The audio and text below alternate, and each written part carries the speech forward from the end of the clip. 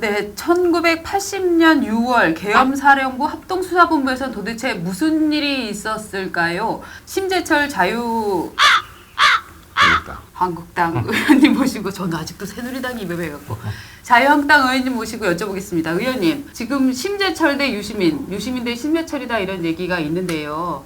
일단 방송 논란이 된 부분이 유시민 의원이 과거를 윤색했다 이렇게 보고 계신 거잖아요. 그렇습니다. 유시민 씨께서 얘기를 할 때 사실이 아닌 부분들을 좀 얘기를 했습니다. 우선 날짜가 7월 중순쯤 썼을 것이다 라고 얘기를 했지만은 사실상 유시민 씨가 당시 진술했던 것은 6월 12일이었고요. 그리고 저는 6월 30일 날 잡혀서 진술을 하고요. 그리고 또 이제 비밀 조직 외에는 학생회들 얘기는 안 했다. 이렇게 얘기를 했는데 실제 복학생들 7명이 거명이 됩니다. 설령 재학생이라 하더라도 왜 미주알 고주알 다 얘기를 합니까? 이 사람은 어땠고 저 사람은 어땠고 A부터 Z까지 모두 다 누가 어떻게 뭐라고 얘기를 했습니다. 무슨 행동을 했습니다라고 상세하게 얘기를 했던 것이죠. 그렇죠. 그래서 이제 그런 부분들이 그야말로 디테일한 상세 지도를 수사 당국에 제공을 해줬다. 그래서 이제 이 거짓말 부분하고 함께 그런 부분들이 이제 문제가 된 것이죠. 그 대화의 희열이죠. 지난 20일 날 유시민 이사장이 텔레비전에 나와서 어떤 얘기를 했나 하는 거를 잠깐 저희가 정리를 했는데 먼저 보고 가시겠습니다. 이렇게 이제 몰라. 가니까 벌써 도표를 갖고 있더라고. 이렇게 도표를 뭐 이렇게 얘기를 하는 대목이 있어요. 그래가지고 글 쓰는 걸 내가 글을 잘 쓴다는 걸 그때 알았어. 왜냐하면 진술서 쓰고 있으면 안 때려요. 그동안은 이렇게 얘기를 하네요. 그 진술서 용지에 하루에 100장을 쓴 적이 있어요. 이렇게 또 얘기를 합니다. 여기서 중요한 대목이 나오죠. 여하튼 최대한 창작을 해야 해. 창작을 해서 기억이 안 나더라도 굉장히 많이 써야 되고 기억이 나지 않더라도 쓰지 않으면 나중에 또 맞았다. 나는 한 달라도 덜 맞아보려고 최대한 상세하게 그 사람들이 원하는 누구를 붙잡는데 필요한 정보 이런 거는 노출을 안 시키고 또 우리 학생이 말고 다른 비밀 조직은 노출을 안 시키면서 이렇게 얘기를 합니다. 그런데 당시 수사를 당했던 사람들은 그 고통들을 다 알기 때문에 가급적이면은 서로들 그 수사에 대한 얘기들은 잘 안 합니다. 왜냐하면 내가 고통당한 거, 상대방이 고통당한 거 짐작을 하기 때문에 그렇기 때문에 얘기를 안 하고 그리고 그러는데 나는 지금 이 비밀 조직은 다 지켰고 학생회에만 얘기를 했다. 그래서 나는 아무 문제가 없었다. 그러면서 지금 난 또 이 글 잘 쓴다는 거 거기서 처음 알았어요.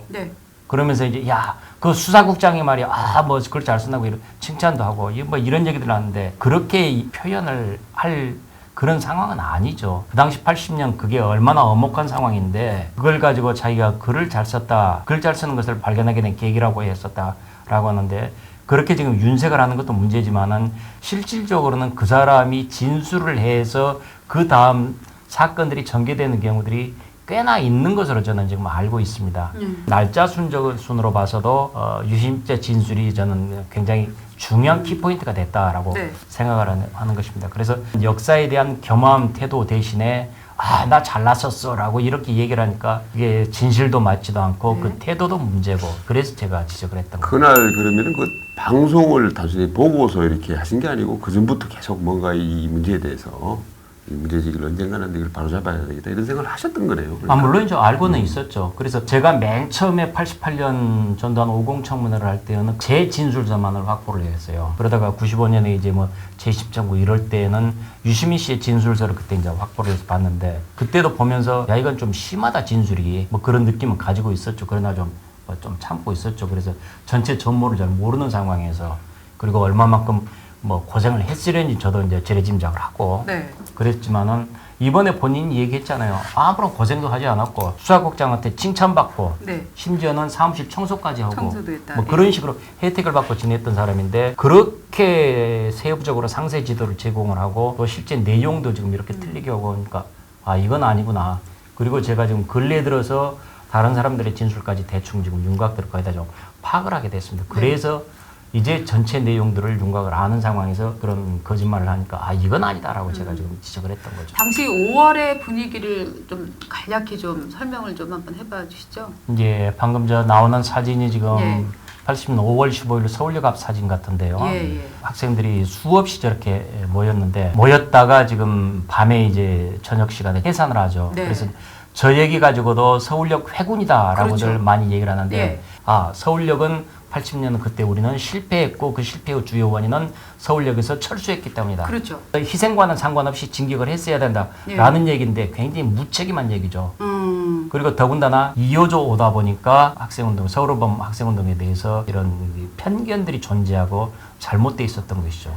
서울역 앞에서 철수하고 이런 결정이 학생의 결정인가요? 아니면은 그런 학생이 결정했습니다. 순수하게 예. 지하 조직은 뭐 예. 이렇게 관여를 하지 않고 예. 이른바 그 비밀 조직은 81년도 말까지 아무도 모릅니다. 수사기관에서도 몰랐습니다. 저 진보 진영에서는 신재철 당신은 그때 뭐 그렇게 저 소상하고 협조하는 진술을 쓰지 않았다 해도 이후에 방송 기자로 들어가서 잘 먹고 잘 살다가 보수당에 들어가서 또 잘 먹고 잘 살고 있지 않느냐. 그러니까 당신 말은 믿을 수 없다. 이런 얘기를 하고 있는 것 같아요. 방송기자가 들어갔던 것은 네. 전두환 정권이 86년 네. 아시안 게임을 앞두고 그리고 88 올림픽 앞두고 84년 5년 때 유아 조치를 취합니다. 네. 학원 자율화 조치라는 유아 조치를 취하면서 복학도 시키고 그다음에 그 문제 학생, 운동권 학생들이 네. 일반 대기업에 취직하는 것도 문을 열어주게 됩니다. 네, 네. 그리고 이제 그때 제가 운 좋게 또 성적도 좋았고 예. 방송사 당시에 들어갈 때만 해도 앞으로는 절대 지금 이런 학생운동 같은 거 신경 안 쓰겠습니다라고 이제 뭐 그런 이제 얘기도 하고 예. 그러나 막상 들어가 보니까 또 노조 하셨잖아요. 예, 잘못된 노조 열심히 했어요. 예, 현장에서 또 잘못된 꼴을 보니까 또 그게 안 돼가지고 결국 네. 이제 노조 만들어서 언론민주화운동 됐는데 어쨌든 그런 부분들을 했었고 그 다음에 김영삼 대통령이 중심이 됐던 YSDJ JP 3자가 지금 이렇게 쭉 우리 정치를 이끌던 시절에 제가 지금 기자를 하다가 교통사고를 크게 당했었습니다. 예. 그래서 사고를 당한 마당에 더 이상 기자는 못하고 예. 그럼 뭘 해야 되나 때마침 그때 정치권에서 이제 콜이 와가지고 예. 좋다 그렇다면은 정치를 하자라고 네. 해서 그래서 우연히 이제 뭐 김영삼 대통령의 네. 신한국당 이쪽으로 지금 시작을 하게 됐던 것이죠. 그 어떻게 보면은 지금 말씀하신 거는 뭐 한쪽을 보는 거일 수도 있는데요. 혹시 유시민 이사장이 야 우리 같이 얘기 한번 해보자 여기 스튜디오 나오겠다 하면은 같이 얘기하실 의향이 있으십니까? 뭐 그럴 수도 있는 것이죠. 예, 예. 자 그러면 저희가 유시민 이사장께 좀 나와주십사 얘기를 했는데 답을 못 얻었는데요. 혹시 나오시게 되면 다시 두 분이 한번 눈을 마주보고 얘기하는 그런 기회를 한번 가져보도록 하겠습니다. 의원님 네. 오늘 말씀 감사합니다. 예, 알겠습니다. 네, 네, 고맙습니다. 예, 고맙습니다.